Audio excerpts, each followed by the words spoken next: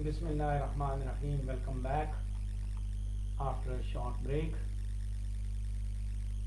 चिनवा एटली के novel things fall apart की discussion चल रही है और उसके दूसरे हिस्से पे हम पहुंच चुके हैं जिसको अभी हम डिस्कस करने जा रहे हैं। कुछ अभी तक जितने उसके रिलेटेड जितनी चीज़ें अभी तक हमने डिस्कस की हैं वो आपको क्लियर हो चुकी होंगी और अभी हम इसको आगे लेके बढ़ेंगे इसी टॉपिक को और हम इसके एक्सपर्ट्स को बाकी रिमेनिंग एक्सपर्ट्स को डिस्कस करेंगे। तो इंशाल्लाह आई होप के ये भी आपको अच्छी तरह समझ आएंगे। यहाँ पे स्क्रीन के ऊपर आपको एक टॉपिक नज़र आ रहा है, थिंग्स फॉल अपार्ट का जो टॉपिक आपको नज़र आ रहा है that is related to post colonialism, जिस पे अभी हम बात करने जा रहे हैं। तो पोस्ट कॉलोनियलिज्म पर्सपेक्टिव देखेंगे। इसके अंदर मैं थोड़ा सा आपको बताता चलूँ कि जब कोई भी लिटरेरी टर्म जो है वो इंट्रोड्यूस होती है, लिटरेरी टर्म या लिटरेरी फ्रेज़ जब आती है किसी भी उसके अंदर आपको डिस्कस करने के लिए मिलती है, मीन्स के you are asked to discuss it and discuss that perspective in the particular piece of literature, तो आपने डायरेक्टली उसको स्टार्ट नहीं करना। फॉर एग्जांपल आपसे पूछा जाता है दी social document, post colonialism, satire, कुछ भी चीज़ पूछी जाती है, जो टर्म जब लग जाती है कोई भी या लिटरेरी फ्रेज़ लगती है तो आपने उसको डायरेक्टली स्टार्ट नहीं करना। जब भी आपको क्वेश्चन मिलेगा पहले आप उसके बारे में बात करेंगे कि जो टर्म, जो की वर्ड आपको दिया गया, ये किस बला का नाम है, ये क्या चीज़ है। आप उसके एलिमेंट्स को जब आप डिस्कस करेंगे, उनके बारे में जब आप बात करेंगे तो आई एम श्योर कि आपको मज़ीद क्लैरिटी मिल जाएगी, मज़ीद आपके पास सबूत इकट्ठे हो जाएंगे कि आपने क्या करना है, यानी कि क्या चीज़ आपने बतानी है, क्या एक्सप्लेन करना है आपने। तो उस हिसाब से जब आप देखें थिंग्स फॉल अपार्ट को आप देखें तो आपको अंदाज़ा हो जाएगा कि इसके अंदर जो पोस्ट कॉलोनियलिज्म पर्सपेक्टिव है, अगर इसको हम देखेंगे, इसके बारे में बात करेंगे, तो पहले हम पोस्ट कॉलोनियलिज्म के बारे में बात करेंगे कि पोस्ट कॉलोनियलिज्म किस चीज़ का नाम है। उसके बाद पोस्ट कॉलोनियल पर्सपेक्टिव नावल का देखेंगे, नावल के अंदर कहाँ कहाँ ये चीज़ एग्जिस्ट करती है और किस तरह एग्जिस्ट करती है। सबूत आप लेके आएंगे, बग़ैर सबूत के आपने कोई भी बात नहीं करनी। कभी भी स्वीपिंग स्टेटमेंट से आपने जो है वो अपनी बात को लेके आगे नहीं बढ़ना। आपने अगर आर्गूमेंट्स देने हैं तो उसके लिए सबूत मौजूद हैं तो आप दे सकते हैं। अब जैसे आपसे पूछा जाए जी पोस्ट कॉलोनियल लिटरेचर डिस्कस करें, अगर आप कहते हैं जी कि टू द लाइट हाउस के अंदर ही पोस्ट कॉलोनियलिज्म है तो आपके पास सबूत है तो आप कर सकते हैं, ठीक है। फिर आप बताएंगे कि कैसे है। तो या जैसे ट्वाइलाइट इन दिल्ली के अंदर पोस्ट कॉलोनियल पर्सपेक्टिव दिया हुआ है तो आप बता सकते हैं। ख़ास तौर पे ये क्वेश्चन भी पूछा जाता है बाज़ दफ़ा कि आप थिंग्स फॉल अपार्ट और ट्वाइलाइट इन दिल्ली को आपस में कंपेयर करें, तो टाइटल के हिसाब से और पोस्ट कॉलोनियल पर्सपेक्टिव के हिसाब से इनके अंदर काफ़ी सारी सिमिलैरिटी मौजूद है। तो ये तो जनरल बातें थी जो मैंने आपके सामने की। अभी हम मकसद की बात की जाने पड़ते हैं कि पोस्ट कॉलोनियलिज्म किस बला का नाम है, ये क्या चीज़ है। इसको जब आप अच्छी तरह समझ लेंगे तो आप इस नावल को भी अच्छी तरह समझ लेंगे। राइटर ने ये नावल क्यों लिखा, उसने क्या वो कौन सा जो मतमा नज़र आपके सामने पेश किया, क्या दिखाना चाहता है वो। मैं बार बार एक चीज़ पेश करता हूँ कि ऐसा मंजरनामा हमारे सामने लेके आया है पूरी दुनिया के सामने, जिसने बेसिकली कॉलोनियलिस्टिक पावर्स का जो मकरू चेहरा है वो दुनिया के सामने बेनकाब किया। और उसने जो चीज़ें उसने दिखाई वही चीज़ें सिमिलर अंदाज में अहमद अली ने अपने नावल के अंदर भी दिखाई हुई हैं। सो अहमद अली का पर्सपेक्टिव भी सिमिलर था। उसने भी कहा कि इन्होंने हमारी शनाख्त को तबाह किया, हमारे कल्चर को तबाह किया, हमारे मज़हब के ऊपर असर डाला, हमारी ज़ुबान के ऊपर असर डाला, हमारी रवायात के ऊपर असर डाला कॉलोनियलिस्ट ने। और इसने भी यही कहा कि इन्होंने इन सारी चीज़ों पे, इस इम्पीरियलिस्टिक पावर ने, कॉलोनियलिस्ट पावर ने इन सारी चीज़ों के ऊपर असर छोड़ा। तो पोस्ट कॉलोनियलिज्म बेसिकली जो है कॉलोनियलिज्म के जो तबाह कुन असरात हैं उनको स्टडी करता है। और कॉलोनियलिज्म यानी कॉलोनियलिस्ट पावर जो है वो जब किसी मुल्क के अंदर जाकर अपनी कॉलोनीज बनाती हैं तो उनके कल्चर, उनकी सोसाइटीज़ को बेसिकली तबाह करती हैं। तो पोस्ट कॉलोनियलिज्म दरअसल डीकोलोनाइजेशन के बाद जो देखता है, यानी कि जब वो جو امپیریلسٹک پاور، جو کلونیلسٹ پاور اس خطے کو جب خالی کر کے جاتی ہے تو اس کے بعد پولیٹیکل، سوشل یا کلچرل ایفیکٹس اس خطے کے اوپر کیا پڑے، اور anti colonial challenge western dominance کے سامنے وہ پیش کرتا ہے۔ پوسٹ کلونیلزم جو ہے وہ رولر اور سبارڈینیٹ کے درمیان کانفلکٹ کو دکھاتا ہے، مین سٹریم اور مارجنلائز کے درمیان ٹکراؤ کو دکھاتا ہے، اپریسر اور اپریسڈ کا جو آپس میں تصادم ہے اس کو دکھاتا ہے، اور اس کے ساتھ ساتھ یہ سپریسڈ ادر کو بھی سیلیبریٹ کرتا ہے، ڈومیننٹ کلچر کو چیلنج کر کے کوشچن کرتا ہے، اس کی اسٹیبلشڈ اتھارٹی کے اوپر سوال اٹھاتا ہے۔ ڈومیننٹ کلچر، میں یہ نہیں کہہ رہا کہ میجورٹی کلچر ڈومیننٹ، یعنی کہ کلونیلسٹ آیا اس کا کلچر بھی ڈومیننٹ، اس کی زبان بھی ڈومیننٹ، اس کی روایات بھی ڈومیننٹ، ان کو چیلنج کرتا ہے۔ تو اس کے ساتھ ساتھ یہ جو امپائر، جو سلطنتیں آتی ہیں خطے پہ قبضہ کرتی ہیں، انہوں نے کیا اثرات چھوڑے، ریسزم، ایکسپلائٹیشن، یہ ساری چیزیں وہ دکھاتا ہے، اور دکھاتا ہے کہ کس طرح یورپین نیشنز نے دنیا کو فتح کیا، تھرڈ ورلڈ کے ممالک کو کنٹرول کیا، اور کس طرح وہاں کے رہنے والوں نے جو ان کو رسپونڈ کیا، اور کس طرح انہوں نے ریزسٹ کیا۔ پوسٹ کلونیلزم اس کے ساتھ ساتھ وہاں کے رہنے والوں کی پولیٹیکل اور کلچرل انڈیپینڈنس کو بھی دکھاتا ہے۔ پوسٹ کلونیل رائٹرز اس چیز پہ بلیو کرتے ہیں کہ کولونائزرز نے اپنی ویلیوز کو کولونائزڈ نیشنز کے اوپر امپوز کیا ہے تاکہ وہ انٹرنلائزڈ ہوں۔ کولونائزرز نے اپنی زبان، اپنا کلچر انڈیا اور افریقہ کے خطے کے اوپر مسلط کیا۔ کیریبین کے لوگوں کو کیتھولک ریلیجن دیا گیا، اور جب وہ افریقہ کی باؤنڈریز تک پہنچے تو یورپین پالیٹکس نے وہاں پہ بھی اپنا مذہب، اپنی روایات وہاں پہ نافذ کی، ٹرائبل انٹرسٹ کو تباہ کر دیا۔ یہ سارے کا سارا جو منظرنامہ ہے وہ اس ایک ناول کے اندر بھی آپ کو نظر آتا ہے، جہاں وہ اس کے اندر نظر آتا ہے وہیں وہ ٹوائلائٹ ان دہلی کے اندر بھی نظر آتا ہے۔ کولونائزرز نے کولونائزڈ کو ادر کے طور پہ سمجھا، جس کا مطلب یہ ہے کہ وہ ادر مینس کہ ڈفرینٹ، ہم سے مختلف، political, cultural, linguistic, religious values کے حساب سے مختلف۔ دس از واٹ الٹیرٹی۔ انہی چیزوں کو دیکھا جاتا ہے اس کے اندر کہ کس طرح ان ادرز کو ڈیل کیا جاتا ہے۔ ایم فورسٹر نے ایک ناول لکھا تھا اے پیسیج ٹو انڈیا، اس کے اندر اس نے کہا کہ گورا اس طرح کہتا ہے کہ dogs and Indians are not allowed, that is what others, کہ کتے اور انڈینز کو یہاں پہ اس پارک کے اندر اس پرٹیکولر وہ تھا ایک کلب تھا، وہاں پہ آنے کی اجازت نہیں ہے۔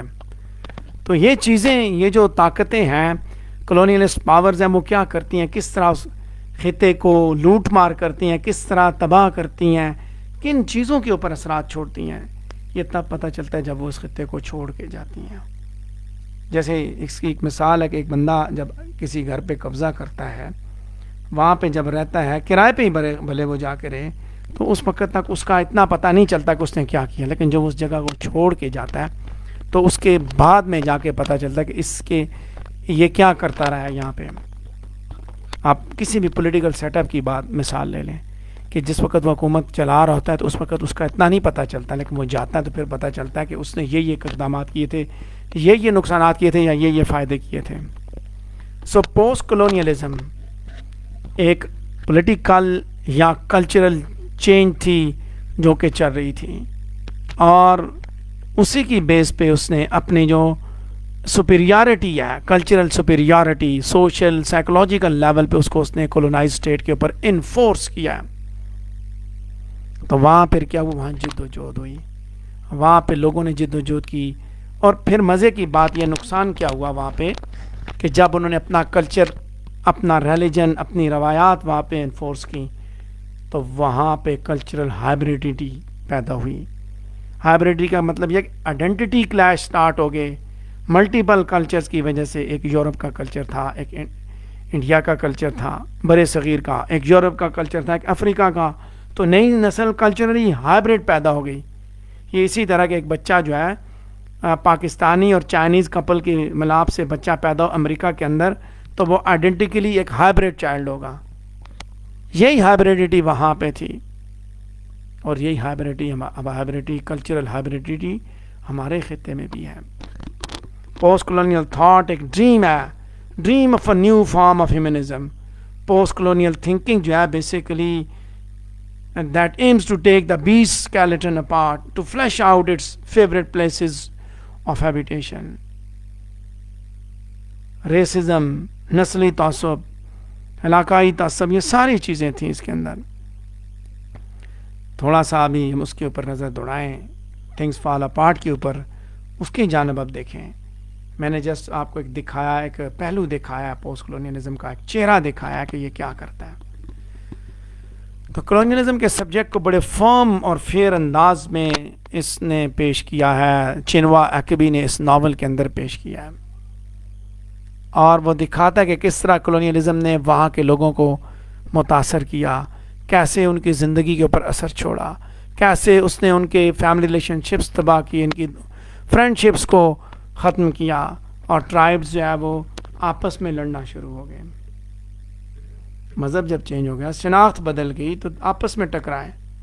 چنوا ایکبی نے یہ ناول دراصل یورپین ناولز کے رسپانس میں لکھا تھا, کہ جس میں یورپین جو لٹریچر تھا اس نے افریکنز کو ill mannered, inhuman, uncivilized, brutal اور illiterate ڈپیکٹ کیا. اس کے ساتھ ساتھ شارٹ ٹیمپرڈ, irrational دکھایا, سیویج دکھایا.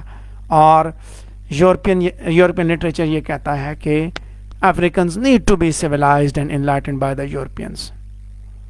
تو اس نے دکھایا کہ ان کے اپنے ٹریڈیشن تھے, اپنی شناخت تھی.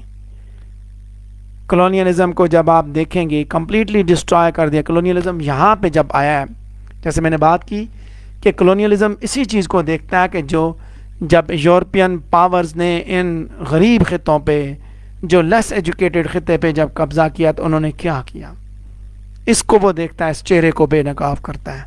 تو اس ناول کے اندر بھی اس نے دکھا کہ کس طرح امپیریلسٹک پاورز نے ان کے ٹریڈیشن اور ان کے کلچر کو تباہ کیا ہے.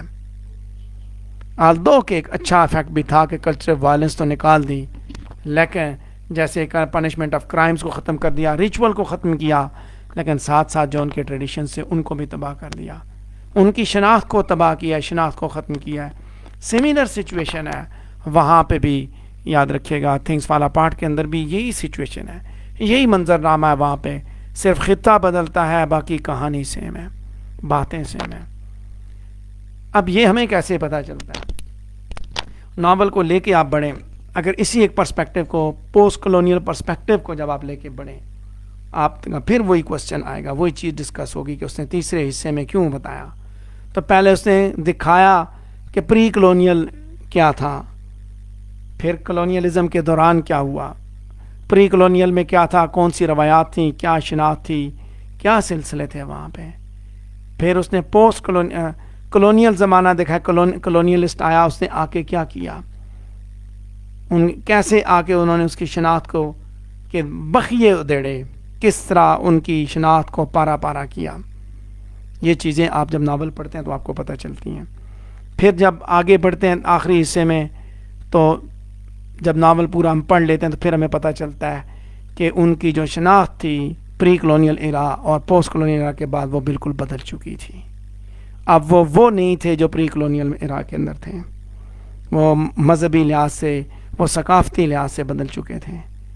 تو اس نے اسی چیز کو, شناخت کو بیسیکلی اس نے ہائی لائٹ کیا ہے کہ جہاں یہ جاتے ہیں وہاں جا کے یہ نہ صرف وہاں کی لوٹ مار کرتے ہیں, وہاں نہ صرف امپیریلسٹک پاور تو لوٹ مار کرتی ہے, امپیریلزم تو وہیں تک ہے,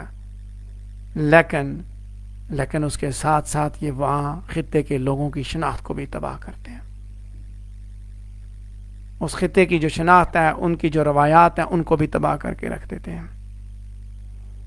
یہ ناول اوکانکو کی رائز اینڈ فال پہ جان ڈیل کرتا ہے, وہیں ساتھ ساتھ گو کہ اس کی جد و جہد کی داستان تو ہے, لیکن ساتھ ساتھ یہ بھی دکھاتا ہے کہ یہ جد و جہد بیسیکلی وہ اپنے شناخت کو پریزرو کرنے کے لیے کر رہا ہے. پوسٹ کلونیل پرسپیکٹیو میں دیکھیے, انگلش لینگویج کا استعمال کرتے ہوئے بھی اس نے جو ہے وہ وہاں پہ اس کے اندر بھی اس نے اپنی ٹرمز اپنے الفاظ اس نے ابو لینگویج کے الفاظ بھی اس نے استعمال کیے. اس نے ایک اوتھینٹک وائس تھی.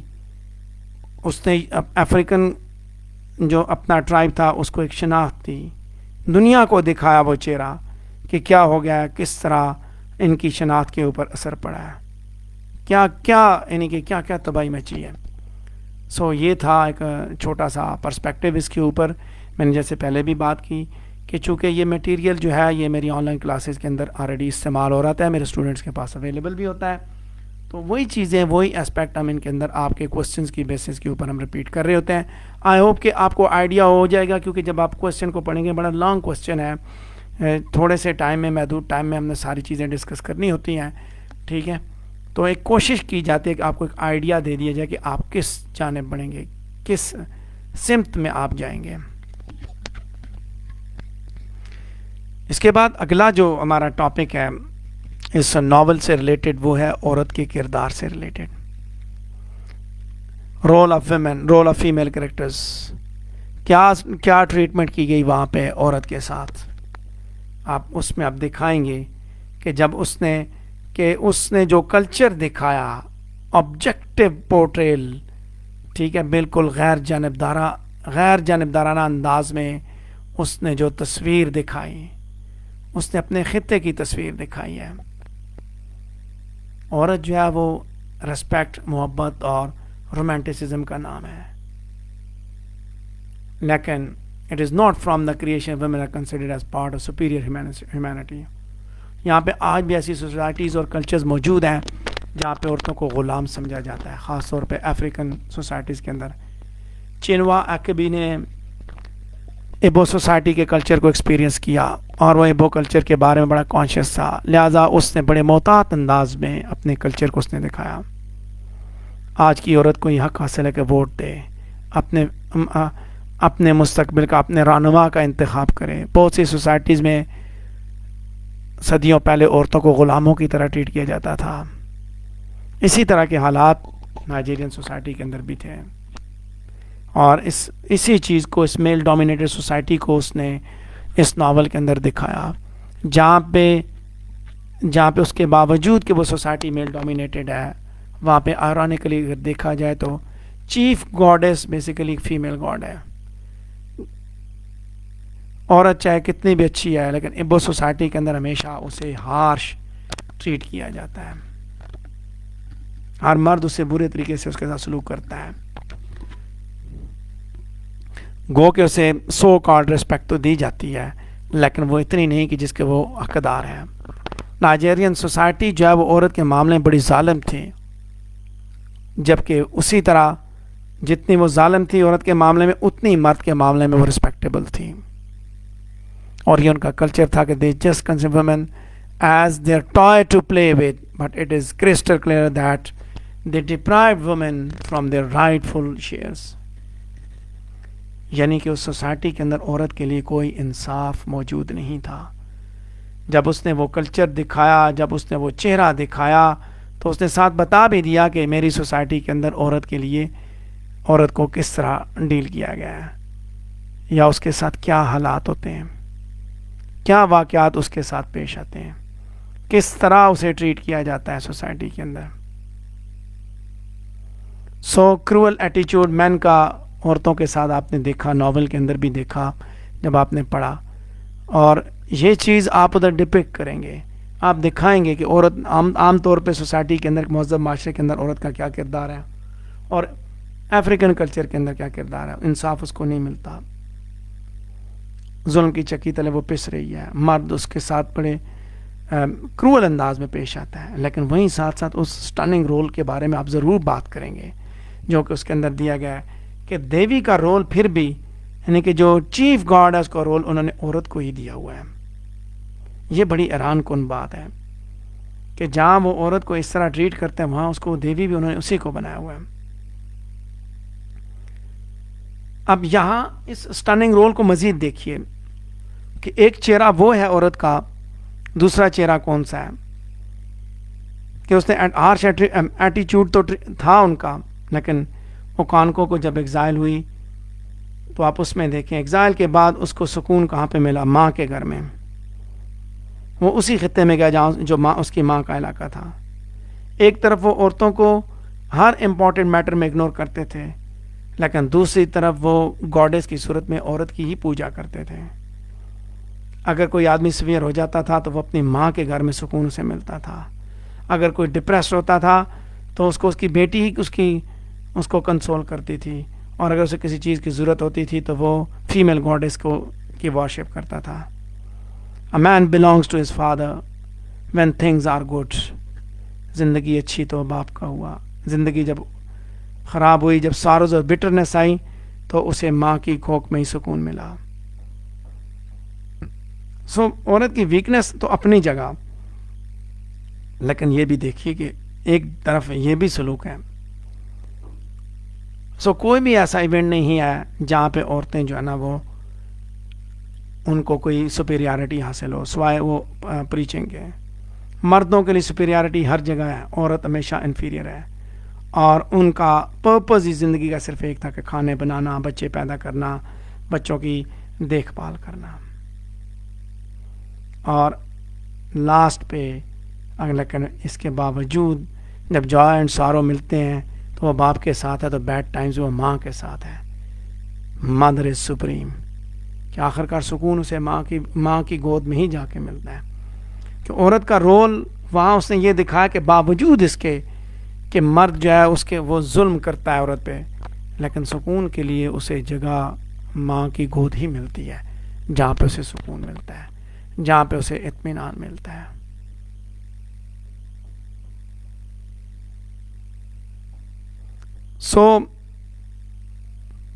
اس کے بعد اگلا ٹاپک دیکھتے ہیں، cultural conflict in things fall apart.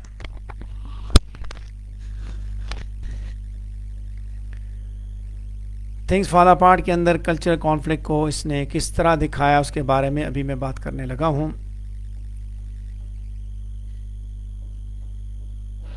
اس سے ریلیٹڈ ہمارے دو کوسچنز بھی ہیں کہ the novel is a rejoinder of western colonisation to Africa and its consequences. Western colonisation کا افریقہ کی جانب جو رسپانس تھا اور اس کے نتائج. اس کے علاوہ دوسرا ہے tragic consequences of the incursion of the white man and his culture into African traditional society. تو اس چیز کو، اس پہلو کو آپ دیکھیں تو آپ کو خود اندازہ ہو جاتا ہے. ان دونوں چیزوں کے حساب سے اگر تعارف کرایا جائے، کلچر کسی بھی خطے کی شناخت ہوا کرتا ہے اور اسی کی بیس پہ دنیا میں وہ پہچانا جاتا ہے. روایات کا، ہر خطہ اپنی روایات کا مظہر ہوتا ہے. کیا اس کی مطلب ہے، کیا ان کے زندگی کے کون سے اصول ہیں، زندگی وہ کس طرح گزار رہے ہیں. لیکن یہاں دو کلچرز کا تصادم دکھایا گیا ہے، دو تہذیبوں کا تصادم دکھایا گیا ہے. ٹھیک ہے، کلچرل کانفلکٹ کی صورت میں ایک طرف پولیتھیسٹک یوموفین سوسائٹی ہے جن کے اپنے دیوتا ہیں Agbala, the oracles of the hills and caves, chi, the personal God. یوموفین جو لوگ ہیں وہ اپنے دیوتاؤں کی پوجا کرتے ہیں، اوبیڈینٹ ہیں، اور ان کی مرضی کے بغیر وہ جنگ بھی نہیں لڑتے، بلکہ وہ ان کے اوپر ہی ڈپینڈ کرتے ہیں پنشمنٹ کے لیے بھی. وہ روایات ساری آپ دیکھ سکتے ہیں کون سی روایات ہیں. کلچر کی جب بات کی جائے، کلچر کا تعلق مذہب کے ساتھ بھی ہوتا ہے، مذہبی روایات کے ساتھ بھی ہوتا ہے. تو ان کی جو شناخت تھی، جب وہ آئے، گورے جب آئے تو انہوں نے آ کے ان کی اس شناخت کو مجروح کیا. گو کہ کچھ چیزیں ایسی تھیں، کرولٹی ضرور موجود تھی، لیکن مذہب کے حساب سے اگر دیکھا جائے تو وہ چیزیں ساری کی ساری چیزیں ٹھیک کرنے کی ضرورت نہیں تھی. وائٹ مین جب آیا، وہ وائٹ مین اپنے ریلیجن کے ساتھ آیا، اور جب ریلیجن کے ساتھ آیا، اپنے کلچر کے ساتھ وہاں ٹکراؤ شروع ہو گیا. مشنریز نے آ کے لوگوں کو کنورٹ کرنا شروع کر دیا، اپنے مذہب کی جانب لے کے آئے. اس سے کیا ہوا کہ یوموفین اکانومی کے اندر بھی کانفلکٹ پیدا ہوا. وہ لوگ جو کہ بڑے مشہور تھے، وہ جو بڑے بڑے سردار، بڑے بڑے چودھری تھے، وہ ختم، ان کی سرداری، ان کی چودھری ختم ہو رہی تھی، کیونکہ وہی جو ان کے ماننے والے وہ دوسری طرف چلے گئے.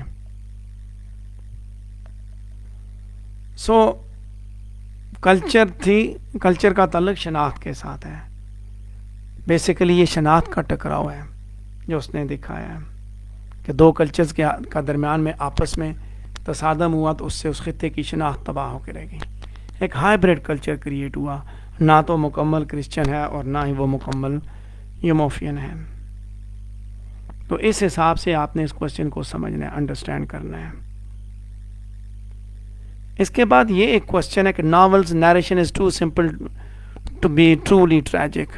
بیسیکلی اس کی جو نیریٹو ٹیکنیکس ہیں ان سے ریلیٹڈ یہ کوشچن پوچھا گیا. میں نے سیپریٹلی اس کو یہاں پہ لکھا بھی ہے کہ اس کا یہ کوشچن جو ہے, why you consider Achebe's method of narration too simple and why.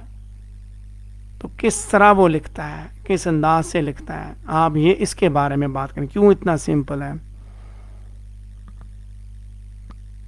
تو اگر اس چیز کو دیکھا جائے, کہتے ہیں نیریشن از ٹو سمپل. ایکبی ایک نیٹو اسپیکر نہیں تھا, دوسرے الفاظ میں دیکھیں تو انگلش اس کی مادر ٹنگ نہیں تھی, لیکن اس نے انگریزی میں لکھا بڑے کریٹو انداز میں. ایک ٹرو آرٹسٹ کے ہونے کے ناطے اس نے ناول کو ایک یونیورسل اپیل کے ساتھ پیش کیا. نہ صرف ویسٹرن افریقہ نے اس کو اپریشیٹ کیا, بلکہ آج بھی ساری دنیا میں یہ ناول پڑھا جاتا ہے. یہ نہ صرف ایک ابو سوسائٹی کی داستان ہے, بلکہ یہ ہر قوم کی داستان ہے جو کہ اس کلونیلزم کے زیر سایہ جس نے زندگی گزاری. بہت سے کرٹکس نے جو ہے چنوا ایکبی کی ایفرٹس کو اپلاڈ کیا, تعریف کی.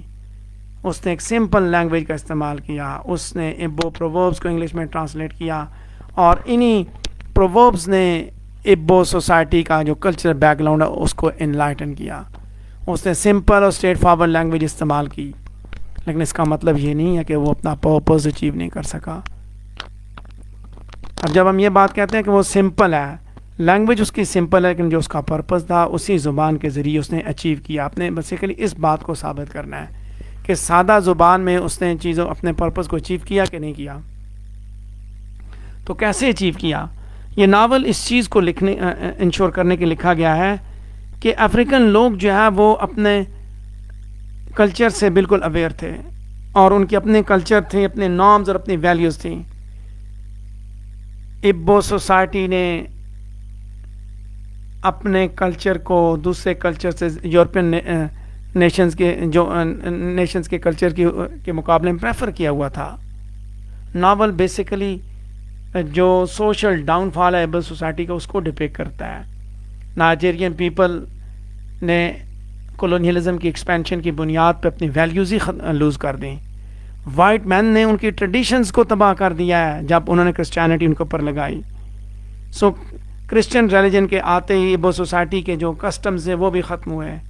یہ چیز بڑی ٹریجک ہے کہ ان لوگوں نے اپنا کلچر, اپنی شناخت کو گنوا دی.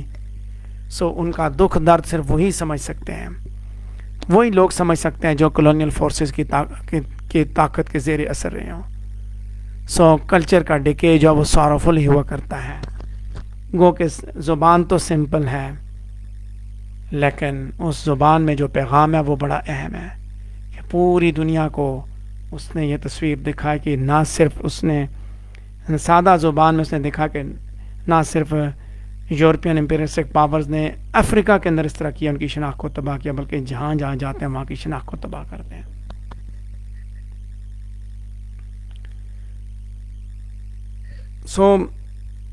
Things Fall Apart is truly tragic. Narration کے حساب سے دیکھا جائے ریمارکیبل ہے کہ while experiencing the Igbo society, چنوا ایکبی has written about their culture. گو کہ ویسٹرن افریقن لوگ جو ہیں تھوڑے تھے جو اس کو پڑھ سکتے ہیں, لیکن ان کا لٹریچر جو ان کے اندر موجود تھا, they were used to tell stories to each other.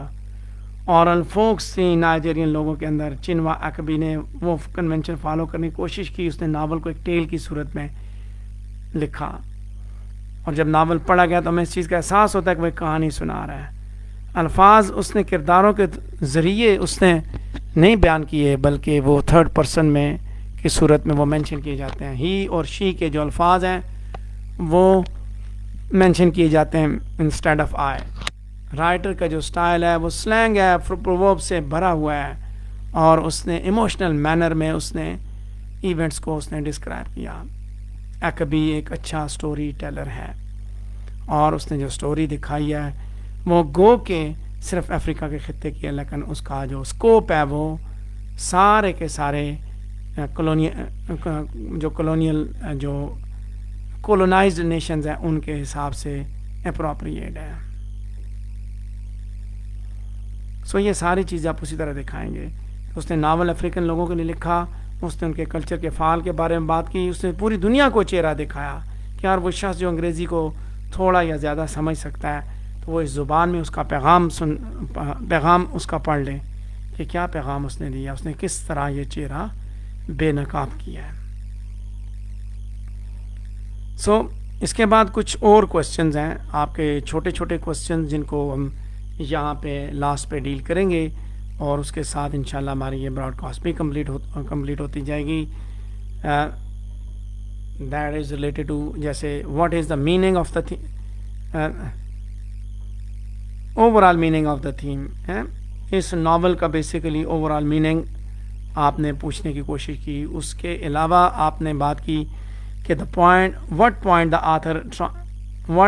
is the author trying to make about mankind society in novel. What is the importance of chai in shaping Conco's destiny. تو یہ جو کچھ چھوٹے چھوٹے کوسچنز ہیں ان کو بھی میں نے ڈیل کیا، کوشش کیا کہ ان کو بھی یہاں پہ تھوڑا سا موقع مل جائے. شارٹ کوسچنز کو بتانا اتنا آسان نہیں ہوتا، چیزیں ڈھونڈنی پڑتی ہیں.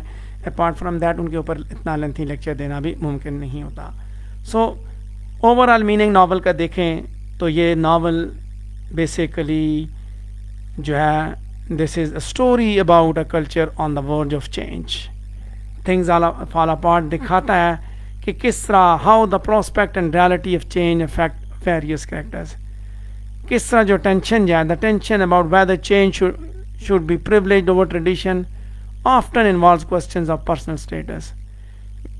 کہ کیا تبدیلی کو یعنی کہ چینج کو ٹریڈیشن کے اوپر پریولیج کیا جائے یا نہ کیا جائے. یہ اوور آل میننگ ہے کہ جو باہر سے آنے والی تبدیلی ہے، تبدیلی کی جو ہوائیں ہیں ان کو قبول کیا جائے یا نہ کیا جائے، اور جب تبدیلی کی ہوائیں آ رہی ہیں تو ان کے ساتھ اور کیا کیا آ رہا ہے.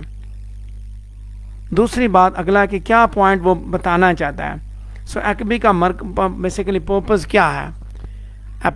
چینوا ایکبی جو ہے اس ناول کے اندر اپنے ریڈر کو ایز این افریقن اپنے کلچر کی ویلیو، اس کی قدر و قیمت جب وہ دکھانا چاہتا ہے. وہ اپنے ریڈرز کو ایبو سوسائٹی کے لیے ایک انسائٹ پرووائڈ کرتا ہے right before the white missionaries invasion on their land, کہ ان کے آنے سے پہلے اس خطے کے کیا حالات تھے، وہ کیا تھے، اس شناخت کے بارے میں بات کرتا ہے، دکھاتا ہے کہ کیا ہو چکا. اس کے بعد اگلا ہے چائے. اوکانکو کی ڈیسٹنی کو بنانے میں، شیپ کرنے میں چائے کا کیا کردار ہے. چائے ایک انڈیویجول کا پرسنل گاڈ ہے جس کی میرٹ جو ہے وہ انڈیویجول کی گڈ فارچون یا لیک کے اوپر ڈٹرمن کی جاتی ہے. سو along the lines of this interpretation one can explain Okonko's tragic fate as a result of problematic chai, a thought that occurs to Okonko at several points in the novel. کہ اس کی چائے بھی problematic ہے اور وہ بھی خود بھی پرابلمیٹک ہے، کہ وہ اسے چونکہ وہ پرسنل گاڈ بھی اس کا پرابلمیٹک ہے تو وہ بھی اسی طرح چل رہا ہے. اچھا اس کے بعد آگے یہ بات بار بار میں نے کی، why does Achebe choose to bring the European colonial presence in only the last third of the novel. چونکہ اس ناول کو لکھنے کا مقصد کیا تھا، وہ بیسیکلی اپنے کلچر کے بارے میں بھی بتانا چاہتا تھا، وہ دکھانا چاہتا، وہ کمپیریزن کر رہا تھا کہ پری کلونیل کیا تھا، پوسٹ کلونیل کیا ہے. لہٰذا اس نے لاسٹ تھرڈ پہ ہی دکھایا کہ پہلے ہم یہ تھے، ان کے آنے کے بعد، ان کی تباہ کاریوں کے بعد ہم کیا ہو چکے ہیں. اس کے بعد وہ ڈیمیج دکھاتا ہے ناول کے اندر. پوسٹ کلونیل پرسپیکٹیو کو دیکھیں، جو ڈیمیج کیا گیا، جو تباہی کی گئی، وہ اس نے دکھائی کہ novel attempts to repair some of damage done by European depictions of Africa. کہ اس ناول کے اندر وہ جو شروع میں بیک گراؤنڈ کے اوپر ہم نے بات کی تو وہاں پہ یہ چیز میں نے ڈسکس کی ہوئی ہے کہ یہ یورپین ڈپکشن، یورپینز نے جو افریقن کی ڈپکشن کی وہ ہارٹ آف ڈارکنیس کے اندر کی ہوئی ہے کہ افریقنز کس طرح کے ہیں. تو یہ اس کو ریپیئر کرتا ہے، دکھاتا ہے کہ یورپین اس طرح کے نہیں ہیں جس طرح کے تمہیں دکھائے جاتے ہیں. وہ اپنی شناخت دکھاتا ہے ان کو، وہ اپنی تہذیب دکھاتا ہے کہ اصل میں ہم لوگ کیا تھے، کیا سے کیا ہو گئے. اس کے بعد اس کا آخری کوشچن ہے, آخری ٹاپک ہے جو ڈسکس کروں گا کہ is Okonkwo destined for tragedy or did his choices lead him to his tragic fall. Basically Okonkwo کو ایز اے ہیرو یہاں پہ ڈسکس کرنا ہے, تو اس میں آپ دیکھیں گے کہ اس کی چوائسز یا کون, یعنی کہ اپنی چوائسز کی وجہ سے وہ تباہی کا شکار ہوا ہے یا ڈیسٹنی نے اس کو یہاں تک پہنچایا. سو جو چوائسز اوکانکو نے لیں, جو فیصلے اس نے کیے, وہ اس کی موت کی وجہ بنے. اور یہ اس وقت ہوا کہ وہ جس طرح کا آدمی تھا اس کے ساتھ ایسا ہی ہونا تھا, بڑا بہادر تھا, بڑا اسٹرکٹ تھا. جب وہ بلیفس اور ٹریڈیشن کی بات آتی ہے وہ اس کے معاملے میں بڑا سخت تھا. لیکن جب کرسچن مشنریز وہاں پہ آئیں, انہوں نے یوموفین کے لوگوں کو کنورٹ کرنا شروع کیا, تو وہ دیکھتا ہے کہ یہ اس کے کلچر کی جانب ایک دھمکی, ایک تھریٹ ہے. اسی وجہ سے جب بھی اس کے ساتھ کرسچن یا اپنے خدا کے بارے میں بات کرنے آتے تھے تو وہ ان کی طرف کوئی توجہ نہیں دیتا بلکہ وہاں سے چلا جاتا تھا. اور جب وہاں پہ یعنی کہ یوموفین سیٹ اپ کے اندر جب میٹنگ ہوئی, لوگ اکٹھے ہوئے, کرسچنز نے جب ان کو انٹرپٹ کیا, تو وہاں پہ پھر اس نے اپنا ایکشن دکھا دیا. He was a man of action. اسی وقت اس نے ایکشن دکھایا اور اس نے پھر وہاں پہ پھڑکا دیا بندے کو. اس کے غصے اور اس کی بٹرنس کی وجہ سے ہی وہ ہمیشہ ٹربل کا شکار ہوا, اور آخر کار اس نے خود کو بھی مار دیا.